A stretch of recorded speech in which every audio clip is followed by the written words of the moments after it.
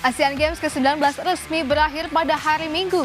Upacara penutupan digelar di Olympic Seoul Sports Center Stadium. Asian Games Hangzhou merupakan yang terbesar dalam sejarah dengan hampir melibatkan 12.500 atlet.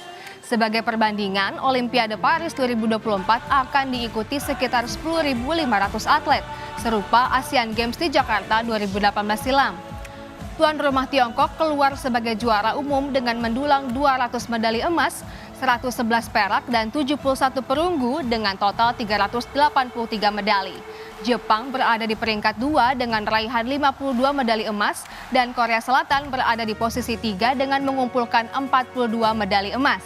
Sementara untuk pertama kalinya e-sport dipertandingkan di Asian Games kali ini. IOC akan berupaya e-sport masuk dalam daftar cabang olahraga yang dipertandingkan di Olimpiade.